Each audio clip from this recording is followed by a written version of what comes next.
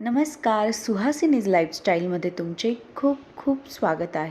किचनमधील वस्तूंची monthly deep cleaning करायची होती. मंथली डीप क्लिनिंग करताना मी कुठल्या वस्तूंना स्वच्छ करत असते, कारण या वस्तूंना आपण रोजची भांडे घासतो, पण या वस्तू किचनमध्ये दुर्लक्षित होतात आणि त्या चिकट झाल्यामुळे आपल्या किचनमधील अनेक वस्तूही चिकट होतात.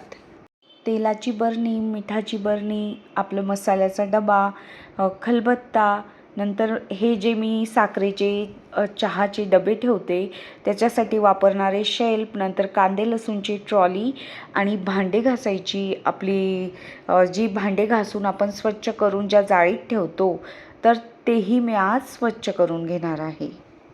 साखर चहाचे डबे मी ऑलरेडी घासून ठेवलेले आहेत. मिठाची बरणीही घासली, तीही डिशवॉश लिक्विडने घासली.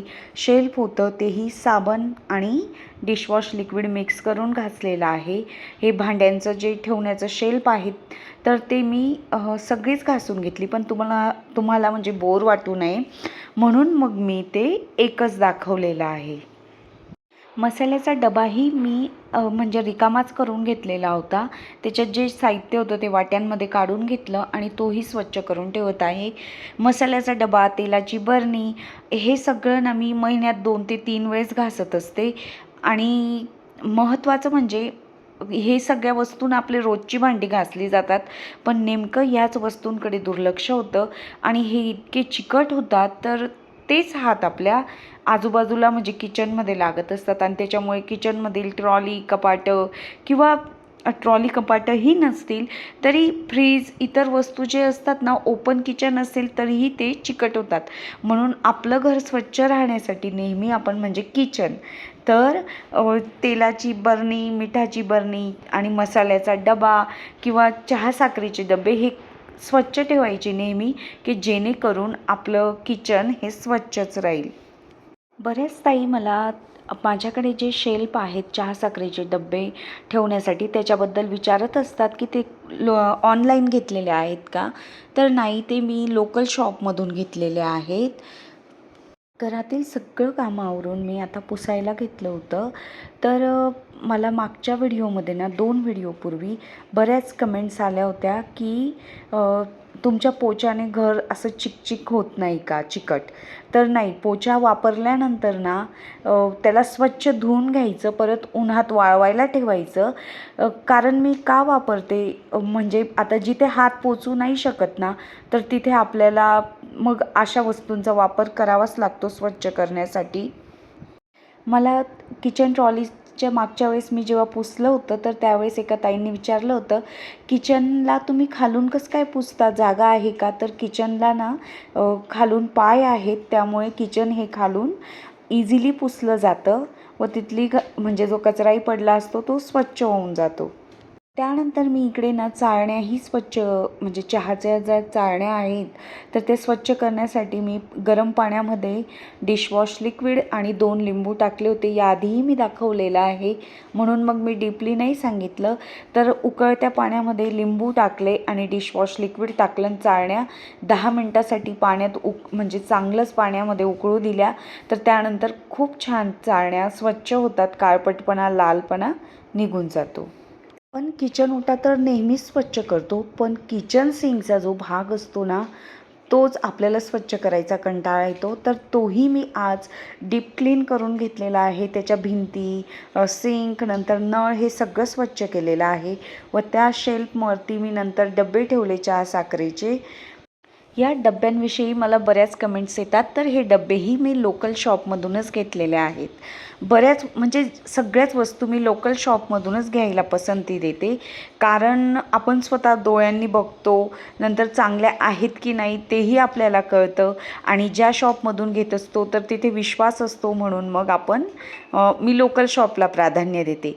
नंतर मला गॅस शेगडीविषयीही कमेंट्स आल्या, तर ही सूर्या कंपनीची आहे आणि हे जे भांडं दिसत आहे ना, तर हे भांडं मी दुधासाठी ना 1 महिन्यापूर्वी घेतलं होतं. हे भांडं दुधासाठी अतिशय योग्य आहे मला असं वाटतं. 1 महिन्यात मला छान अनुभव आला. बऱ्याचदा कामाच्या घाई गडबडीत अनावधानाने आपल्याकडून दूध सांडलंच जातं. तर हे भांड्यांना थोडं पातळ आहे, पण एकदम सेम गॅसवरती दूध तापवायचं.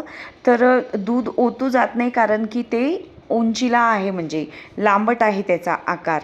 आणि मस्तच जे मला आवडलं ते तुमच्यासोबत शेअर करावं असं मला वाटलं. तर कुणाला दूध सांडण्याचा, ओतू जाण्याचा प्रॉब्लेम येत असेल तर हे भांडं नक्की घ्या. त्याची प्राईस ₹350 आहे. मला किचनमधील जेवढीही भांडी होती तेवढे सगळे घासून घ्यायचे होते. तर सकाळी एवढा वेळ मिळत नाही, कारण की टिफिन किंवा इतर कामांची खूप धावपळ असते. म्हणून मग मी ही सगळी भांडी रात्री घासून घेतली. आणि रात्री बऱ्यापैकी मोकळा वेळ असल्यामुळे तर मी सगळी भांडी घासली आणि मस्तच एका साडीवरती वाळवायला ठेवून दिली. मंथली डीप क्लिनिंगमध्ये मी ट्रॉल्याही स्वच्छ करून घेते, पण व्हिडिओ खूप मोठा होईल म्हणून मी ट्रॉली कशाप्रकारे स्वच्छ करते व कशा ऑर्गनाईज करते ते दाखवलेलं नाही आहे. तुम्हाला जर मी किचन ट्रॉलीज कशा स्वच्छ करते, कशा ऑर्गनाईज करते व स्वच्छ राहण्यासाठी नेहमी काय उपाय करते ते जर बघायचं असेल तर मला नक्कीच कमेंट्स करा, तर तेही मी दाखवण्याचा नक्कीच प्रयत्न करेल. माधुरी पाटील ताईंनी मला मागच्या व्हिडिओमध्ये कमेंट केली होती की ही बरणी मी ऑनलाईन घेतलेली आहे का. नाही, ही पण मी लोकल शॉपमधूनच घेतलेली आहे. तर मेमध्ये ना आमच्या इथे एका शॉपमध्ये खूप ऑफर असते, काही 30%, 20%, 50%. तर त्यावेळेस मी बरण्या घेते. तर ही बरणी मला जवळपास ₹550 मिळालेली आहे. ट्रिओ कंपनीची आहे, खूप छान आहे. 4 वर्ष झाले, मस्तच अजूनही न्यूज दिसते. बऱ्याच दिवसापासून नीलम कांबळे ताईंना मला सतत कमेंट्स करत होत्या की मी ग्रॉसरी ऑर्गनाईज कशी करते. तर मंथली ना मी ग्रॉसरी ऑर्गनाईज करताना ही सगळ्या बरण्या मी घासून घेत असते. म्हणजे बरणी खाली झाली का ती बरणीही मी लगेच घासते. आणि जर मला थोडं चिकट वाटत असतील तर अशा पद्धतीने मी सगळ्या बरण्या घासून घेत असते. तर बरण्या मी घासताना दाखवलेल्या नाही आहेत. बरण्या ह्या मी डिशवॉश लिक्विडनेच घासलेल्या आहेत. काचेच्या, काही प्लास्टिकच्या आहेत. प्लास्टिकच्या घेताना मी BPA फ्री बरण्या घेतलेल्या आहेत आणि रोजच्या वापरातील स्टीलची भांडी आहेत. तर ती मी परत सकाळी दुसऱ्या दिवशी घासून घेतलेली आहेत आणि आता वाळवायला ठेवलेली आहेत. दुपारी भांडी वाळून झाल्यानंतर उन्नतीला अशा पद्धतीने मी भांडी या शेल्फमध्ये ठेवायला लावलीत. आणि त्या ज्या बरण्या होत्या, काही वाळल्या होत्या, काही ओल्याच होत्या. तर त्या मी कोरड्या कापडाने पुसून घेतल्या आणि वाळल्यानंतर किराणा भरायला सुरुवात केली. पसारा कमी होण्यासाठी आणि कामं सोपी होण्यासाठी रोजच्या वापरातील भांडी मी लावून घेतली आधी जागच्या जागी. जी भांडी पाहुणे आल्यानंतर लागतात ती भांडी मी कपाटामध्ये ठेवून दिली, कारण आमच्याकडे बऱ्यापैकी म्हणजे पाहुणे येत असतात, तर मला भांडी लागतच असतात. मग मी पाहुण्यांसाठी जरा वेगळे भांडे ठेवते किंवा मोठी जास्त जण आल्यावर मोठी भांड्यांचा वापर करावा लागतो. किराणा घेताना ना मी आता म्हणजे अर्धा किलोच घेते किंवा पाव किलो असे कडधान्याचे पॅक घेते. जेव्हा आपण नवीनच लग्न झालेलं असतं, समजत नाही, त्यावेळेस आपण प्रमाणापेक्षा जास्त वस्तूही घेऊन टाकतो आणि बऱ्यापैकी कीड लागते त्या वस्तूंना. म्हणून मग मी हळूहळू अनुभवाने आपण हुशार होत जातो. आणि त्यानंतर मी आता ठरवलं आहे की पाव किलो, आणि एखादी वस्तू जास्त लागत असेल तर ती मी अर्धा किलोच घेण्याचा प्रयत्न करते, की जेणेकरून पटकनही संपते. आणि शहरामध्ये खूप जवळच शॉप्स असतात. तर आपण गावाकडे राहत असू तर वेगळी गोष्ट आहे, पण शहरात इझिली अवेलेबल होतं सगळं. म्हणून मग मी अगदी थोडाच सामान घेण्याचा प्रयत्न करत असते आता. यावेळेस तीळ मात्र मी 1 किलो आणलेली. तिळीची चटणी करण्यासाठी आणि ओवा ज्या करते मी घरी, तर त्यासाठीही तीळ लागते. किंवा पराठ्यांमध्ये, थालीपीठमध्ये तिळीचा वापर होतो म्हणून तीळ जास्त आणलेली. मी तुम्हाला हे सगळं नीटनेटकं करून आणि फक्त बरण्या दाखवू शकले असते, पण हे यासाठी दाखवत आहे की प्रत्येकाकडे पसारा होत असतो आणि तो आवरल्यानंतरच हे सगळं स्वच्छ होतं. तर हे म्हणजे नुसतंच वरती दाखवण्यापेक्षा मी रिअल दाखवलेलं आहे की किराणा भरताना, ही सगळी स्वच्छता करताना खूप पसारा होतो आणि तो पसारा आवरताना आपली दमछाकी होते, भीतीही वाटते कधी आवरलं जाईल. पण स्वतःच्याच मनाला मी सांगते, थांब थोडा वेळ, हे सगळं आता झटपट स्वच्छ होऊन जाणार. किराणा घ्यायला जाण्यापूर्वी ना मी आधी काय शिल्लक आहे तेही बघून घेते आणि त्याच्या म्हणजे आता मी डेटही चेक करून घेत आहे, कोणत्या वस्तू खराब तर नाही झालेल्या आहेत ना. कारण काही वस्तू बास्केटमध्ये पडूनच राहतात कधीतरी अनावधानाने. पण आता मी कमी प्रमाणात म्हणजे 2 महिन्याचा किराणा भरून घेते एकदा, कारण सारखं जायला बाहेर होत नाही. तर 2 महिने अगदी छान व्यवस्थित निघून जातात आणि काही लागलंच मध्ये तर जवळ शॉप आहे तर तेही आणता येतं. कडधान्य चांगले राहण्यासाठी आपण तेजपानही त्यामध्ये टाकू शकतो. तेजपानमुळे कडधान्याला किंवा वस्तूंना कीड लागत नाही. बरेच जण बऱ्याच वस्तू किराण्यातील वर्षभरासाठी भरतात. तर तुम्ही त्यासाठी एरंडेल तेलाचा वापर करू शकतात गव्हाला, तांदळाला. मी ना वर्षभरासाठी भरत नाही.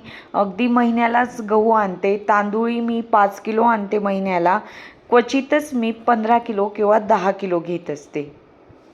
येलो, रेड, ब्ल्यू हे जे डबे आहेत हे टपरवेअरचे आहेत. तर 5 वर्षापूर्वी मी टपरवेअर जॉईन केलं होतं आणि म्हणजे जे जॉईन करतात ना त्यांना चांगल्यापैकी तिथे डिस्काउंट मिळतो आणि त्यातून मी हे डबे घेतलेले आहेत. किंवा आपण जॉईन केल्यानंतर आपण दुसऱ्यांना विकून त्या प्रॉफिटमधूनही आपण टपरवेअरच्या वस्तू घेऊ शकतो.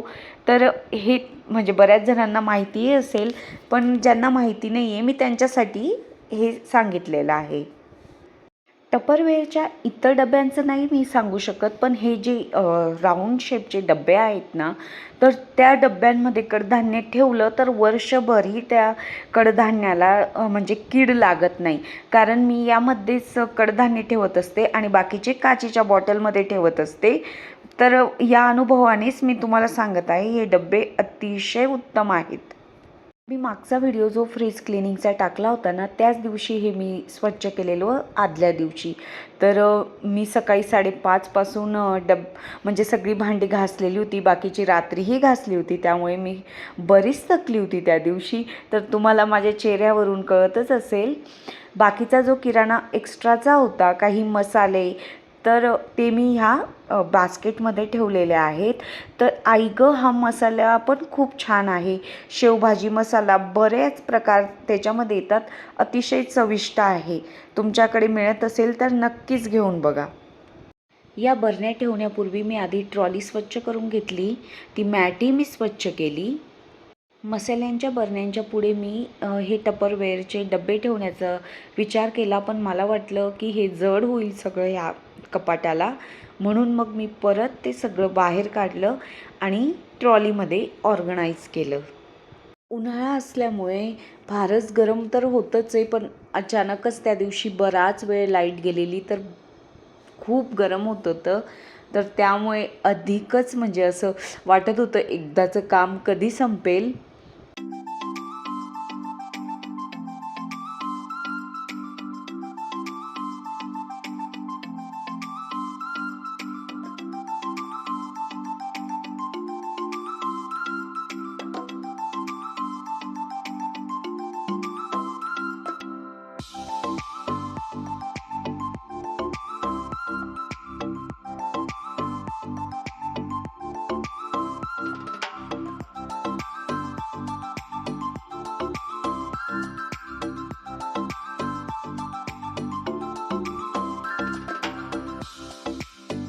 आपल्या आजच्या व्हिडिओला लाईक करा, शेअर करा आणि कमेंट करा. तुमच्या कमेंट मला नवीन व्हिडिओ बनवण्यासाठी प्रेरणा देतात. रीमा गुणीताईंनी मी कुठला तांदूळ वापरते तर ते मला विचारलं होतं कमेंटमधून.